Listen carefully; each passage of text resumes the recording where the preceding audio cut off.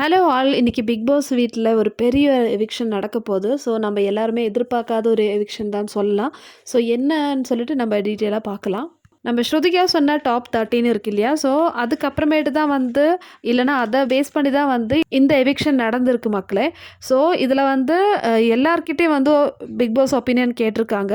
So கிட்ட வந்து big pass என்ன கேட்குறாருன்னா, யார் வந்து இந்த வீட்டில் லீஸ்ட் கான்ட்ரிபியூஷனாக இருக்காங்கன்னு சொல்லிட்டு. ஸோ சிம்மோட ஆன்சர் என்னன்னு பார்த்தீங்கன்னா யாமினின்னு சொல்லியிருக்காங்க. ஸோ அடுத்தது ஷில்பா கிட்ட கேட்டிருக்காங்க, ஷில்பா இந்த வீட்டில் யாரோட கான்ட்ரிபியூஷன் ரொம்பவே லெஸ்ஸாக இருக்குன்னு சொல்லிட்டு.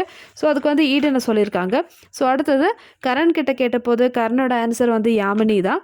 ஸோ நெக்ஸ்ட் சாஹத் கிட்ட கேட்டபோது சாஹத் சொன்னாங்க யாமினி தான் வந்து லெஸ் கான்ட்ரிபியூஷன். அடுத்தது திக்விஜய் கிட்ட கேட்குறாங்க, திக்விஜய் சொல்கிறாங்க யாமினின்னு சொல்லிட்டு.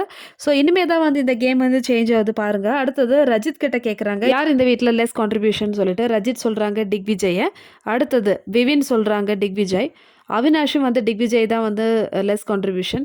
ஈஷா சொல்கிறாங்க திக்விஜய். ஸோ இந்த மாதிரி ஒப்பீனியன் வந்து போயிட்டு இருந்தது. ஸோ ஹவுஸ்மேட்ஸ் வந்து இது ஒரு டாஸ்க்காக தான் பார்த்தாங்க. ஆனால் பிக் பாஸ் வந்து இது ஒரு பெரிய ஆப்பாக தான் வச்சுருக்காங்கன்னு சொல்லிட்டு ஹவுஸ்மேட்ஸ்க்கு தெரியல. இந்த டாஸ்கோட கடைசியில் என்ன ஆயிடுச்சுன்னு பார்த்தீங்கன்னா, ஹவுஸில் இருந்து அதிரடியாக திக்விஜய் வந்து எவிக்ட் ஆயிருக்காரு. ரியலி அப்படின்னு கேட்டால் கண்டிப்பாக, ஏன்னா இது ஒரு கன்ஃபார்ம்டு நியூஸ் தான். ஸோ திக்விஜய் வந்து ஹவுஸில் இருந்து இமீடியட்டாக வந்து எவிக்ட் ஆயிருக்காரு. பிக் பாஸ் இது எந்த பேசிஸில் வந்து கால்குலேட் பண்ணியிருக்காரு அப்படின்னு கேட்டால் அது பிக் பாஸ்க்கு மட்டும்தான் தெரியும். என்ன கால்குலேஷனில் இந்த கேம் போகுதுன்னே தெரியல. ஸோ இந்த மாதிரி இருந்தால் நம்ம ஸ்ருதிகாவும் இந்த மாதிரி வந்து ஒரு நாள் வந்து எவிக்ட்டுன்னு சொல்லிட்டு சொல்லிடுவாங்களோ, அந்த மாதிரி தான் வந்து எனக்கு தோணுது. இப்போது வெறும் ஹவுஸ்மேட்ஸோட ஒப்பீனியன் வச்சு எவிக்ட் பண்ணாங்களா இல்லை voting பேஸில் பண்ணாங்களான்னு சொல்லிட்டு கண்டிப்பாக பிக் பாஸ் நம்மளுக்கு ஆன்சர் சொல்லியே ஆகணும். ஸோ இது வந்து ஒரு ஷூரிட்டி இல்லாமல் இருக்குது. கண்டஸ்டன்ஸ் அவங்களுடைய கேம் விளையாடுறாங்க நல்லா.